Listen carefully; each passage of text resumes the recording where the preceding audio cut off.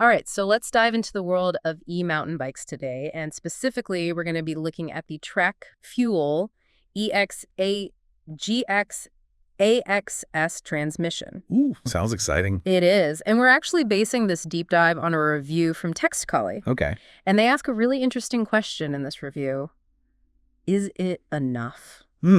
Is it enough? What do they mean by that? Well, they're really getting at, does this bike strike the perfect balance, the balance between power, range, weight, to give you like a really killer ride? I see. So like that Goldilocks zone, right? Not too much, not too little, just right. Exactly.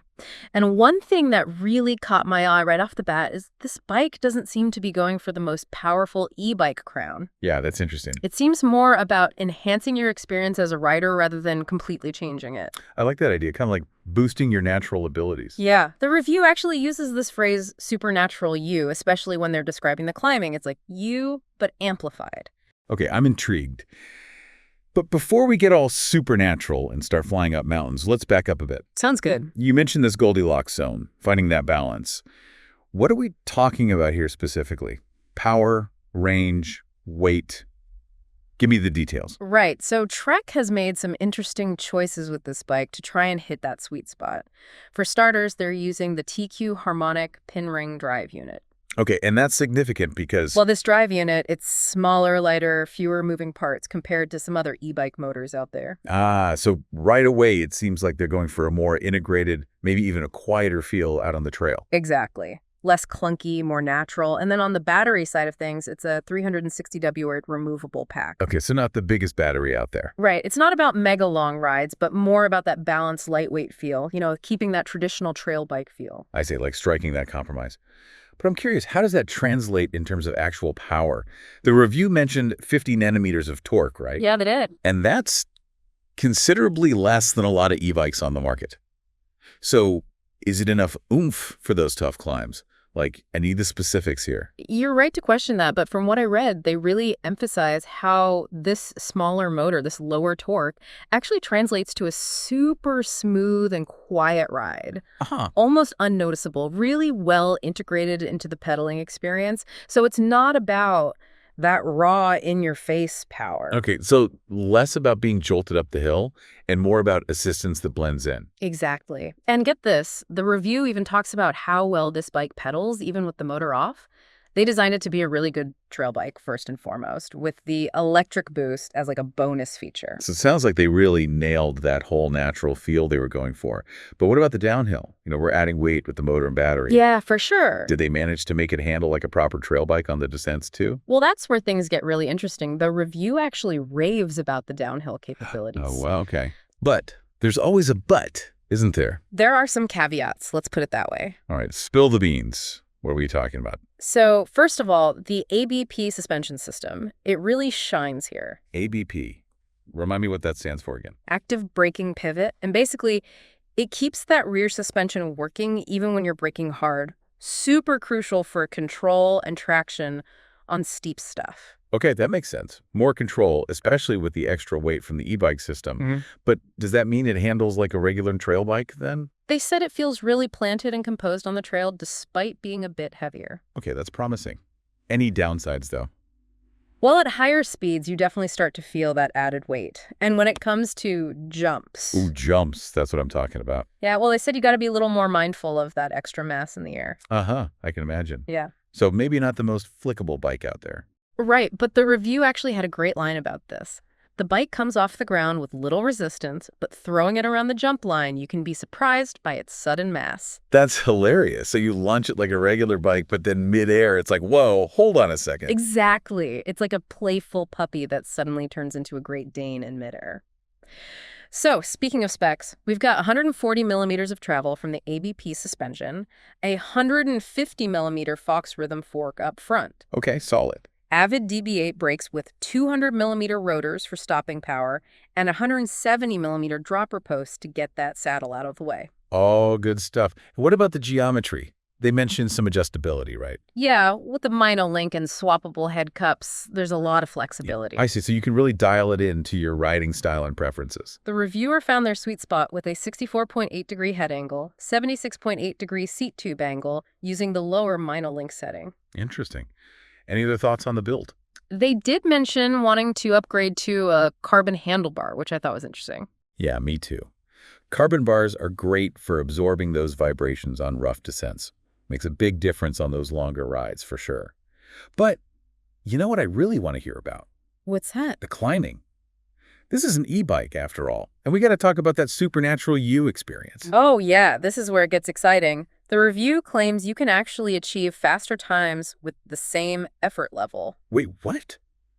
Like, they're saying you're basically getting a free speed boost. How is that even possible? I know, it sounds crazy, right? But it's apparently not just about the motor, it's also about the geometry and how it's specifically designed for climbing. All right, so break it down for me. How does this magic geometry work? Well, they talk about efficient power transfer and a long reach for comfortable breathing. But what does that actually mean for you as the rider? I guess we'll have to find out in part 2. Okay, you got me hooked. Don't leave me hanging. So, that long reach, it puts you in a more stretched out position on the bike. Makes sense. Which really opens up your chest and makes it easier to breathe, especially when you're working hard on those climbs. Ah, so you're not all hunched over gasping for air. Exactly. And that steep seat tube angle they mentioned, Mhm. that positions you right over the pedal so you can really put the power down efficiently. So it's not just about brute force, it's more about being in the right position to maximize your effort. Exactly. Smarter, not harder. Right? I like that. And then on top of that, they also talked about how maneuverable this bike is, even on tight switchbacks. Now, that's surprising to me because with a longer wheelbase, Yeah. I would think it'd be a little bit harder to handle in those tight spots. You'd think so, right. But they've managed to strike a balance somehow. That long wheelbase gives you stability on the descents and at speed. Right. But then the slack head angle and those short chain stays keep it nimble when you need it. Okay, so they really dialed in the geometry to handle a wide range of conditions. Yeah. It seems like it. And then, of course, you've got that motor kicking in on the climbs to give you that extra push, helping you maintain momentum and power through technical sections. Yeah, the review was really impressed with the traction and power delivery on those challenging climbs. They even said it felt like having an extra set of legs. I love that image. Like, imagine just cruising up those technical climbs with so much grip and power. It all goes back to that supernatural you concept, right? Yeah. It's not about removing the effort entirely, No. but amplifying it, making you feel like a stronger, more capable climber. Exactly, like unlocking a hidden potential. All right, so we've talked about the motor, the suspension, the geometry. Yeah. Let's shift gears a bit and talk about some of the other components that make up this bike. That sounds good. What really stood out to you in that regard? Well, one thing that caught my eye was the SRAM GX AXS transmission. Oh, yeah, that's a pretty high-tech feature. It is. It's a wireless electronic shifting system. Wireless shifting. Yep, no cables, no housing. So does that actually make a noticeable difference out on the trail? Oh, yeah, big time. It's known for being super precise and reliable. And it's getting really popular on mountain bikes, especially e-bikes, because, getting rid of those cables and housing it just simplifies things, makes it less prone to problems. So it's cleaner, simpler, and potentially more reliable. Exactly. And this GX AXS group set that they're using, it's SRAM's top-of-the-line stuff, so, you're getting good quality. That's good to hear. Now, the review also mentions the Fox Rhythm 36 fork and Float X Performance rear shock. Oh, yeah, those are really nice suspension components. I'm not super familiar with those, so can you give me a quick rundown? Sure. So Fox is a leading brand for suspension. They make really high-quality stuff. And Rhythm 36 and Float X, those are known for their performance and adjustability. You can really fine-tune them to your riding style and the terrain. Okay, so that contributes to the bike's overall capability, both uphill and downhill. For sure. And then they also mention the Bontrager cockpit setup and Line 30 wheel set. I'm not really familiar with those either. Can you fill me in? So Bontrager is Trek's own brand for components, like handlebar stems, groups, wheels, things like that. Okay. And they make some solid stuff. The Line 30 wheel set, that's a good all-around option.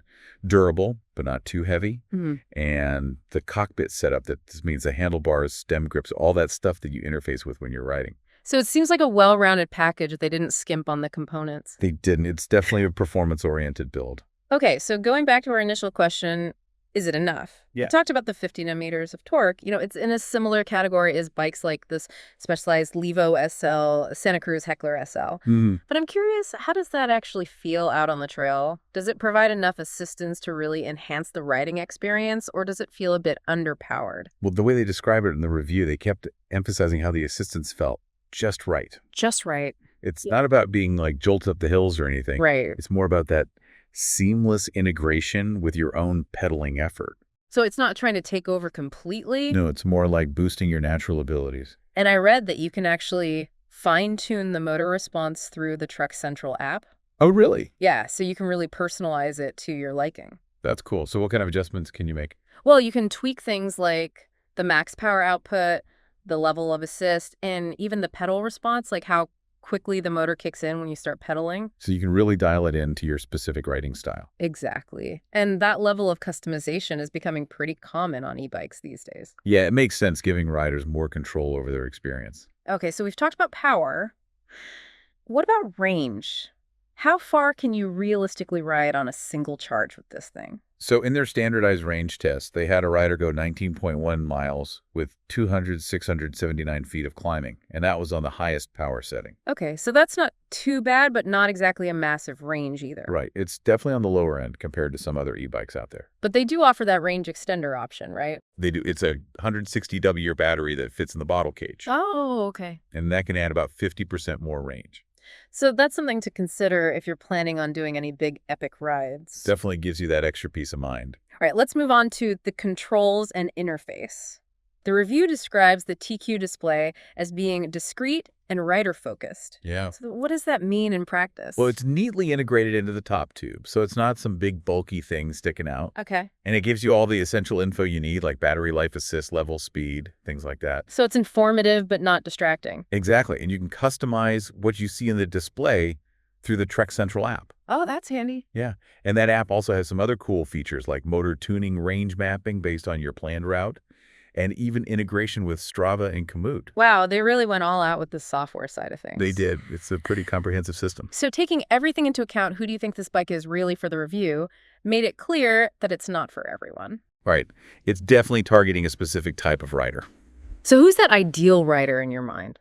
Well, I'd say someone who's looking for that sweet spot between a traditional trail bike and an e-bike. Right. You know, someone who still wants a good workout, but maybe wants a little extra help on the climbs or wants to explore further than they normally would. Someone who's not afraid of a little technology, but still values that human element of riding.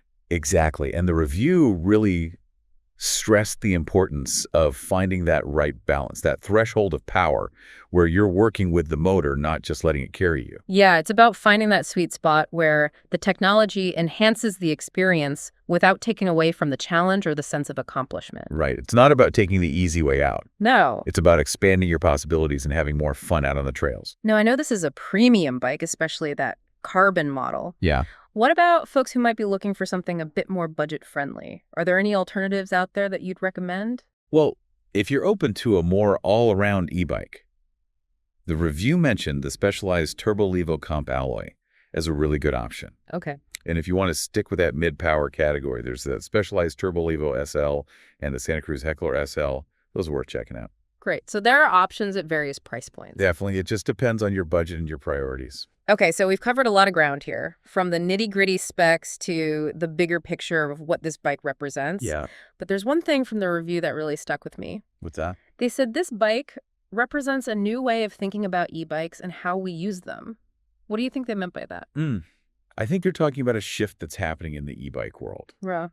You know, for a long time, there was this perception that e-bikes were just for lazy people. Yeah. Or people who couldn't handle a regular bike. But bikes like the Fuel EXe, they're challenging that notion. They're showing that e-bikes can be for everyone. Right. They can be performance machines, tools for pushing your limits and exploring new possibilities. And it doesn't have to be in either situation. Exactly. You don't have to choose between human power and electric assist. You can have both. It's like expanding the spectrum of riding experiences. Yeah. And it opens up a whole new world of possibilities. So imagine being able to tackle trails that were previously out of reach, or exploring further and longer than you ever thought possible. Or maybe just having more fun on the trails you already love. Exactly. And that's what I find so exciting about this new generation of e-bikes. They're not taking away from the traditional mountain biking experience. They're adding to it. Exactly. Giving riders more choices, more freedom, more joy. It's definitely making me rethink my own perspective on e-bikes. Yeah. I've always been a bit of a purist, but now I'm intrigued. I think that's the beauty of it. It challenges our assumptions and makes us reconsider what's possible. So as we wrap up this deep dive, I'm left with this question. Is this type of e-bike experience this blend of human effort and technological enhancement. Is this the future of trail riding? It's a really fascinating question, isn't it? It kind of opens up a whole can of worms. Yeah, I mean, there are definitely some potential downsides we have to consider. For sure. Like, one thing that comes to mind is, could this kind of technology create a divide among riders? Like between those who embrace the tech and those who see it as cheating or not real mountain biking. Exactly. And that could lead to some tension out on the trails. Conflicts over trail access, etiquette, things like that. Yeah, it's important to have those conversations and try to find ways to make sure everyone feels welcome and respected regardless of what they're riding. Absolutely. And then there's a whole environmental aspect, too. Oh, right. More e-bikes means more batteries, more manufacturing, which definitely has an impact. Yeah. Sustainability is a huge part of this conversation as e-bike technology keeps advancing. We got to make sure we're doing it in a way that's responsible, thinking about things like eco-friendly production and battery recycling. For sure, but even zooming back into the individual rider, I wonder if there's a risk of losing something by relying too much on technology. Like, what do you mean? Well, does it diminish the sense of accomplishment? That feeling of having truly earned the descent if you didn't have to work as hard to get to the top. That's a good point. Yeah. It's like climbing a mountain with a helicopter. You get to the top, but did you really experience the climb? Exactly. Did you really challenge yourself? Right. There's something to be said for pushing your limits under your own power, overcoming obstacles. And I think that's something we don't want to lose sight of. Yeah, and I think that's what's so interesting about this Fuel EXe, the way it balances that assistance with that traditional riding experience. It's not about eliminating the effort. No, it's about augmenting it, refining it, finding that sweet spot. So it's not just about the technology itself, it's about how we choose to use it. Well said. It's a tool. And like any tool, it can be used for good or for ill. It all comes down to the user. Right. It's about being mindful of the potential downsides while also being open to the possibilities. I couldn't agree more. It's a complex issue with no easy answers, and it's a conversation we need to keep having as e-bikes become more and more popular. Absolutely. Well, as we wrap up this deep dive, I have to say this Trek Fuel EXe has really sparked my curiosity. It seems like a glimpse into the future of trail riding. Yeah, it definitely pushes the boundaries and challenges our preconceived notions about what an e-bike can be. It's like this fusion of technology and human effort working together in harmony. And that's exciting. It opens up so many possibilities for new riding experiences, new adventures. So for all you listeners out there, I encourage you to keep an open mind about e-bikes. Yeah, don't knock them till you try them. Exactly. Do your research, consider the pros and cons, maybe even take one for a spin. You might just discover a whole new side to mountain biking. And who knows, maybe you'll even find your own supernatural self out there on the trails. I like that. Well, it's been a pleasure chatting with you about this. Likewise, thanks for joining me on this deep dive. And to all our listeners out there, thanks for tuning in. Until next time, keep exploring, keep questioning, and keep writing.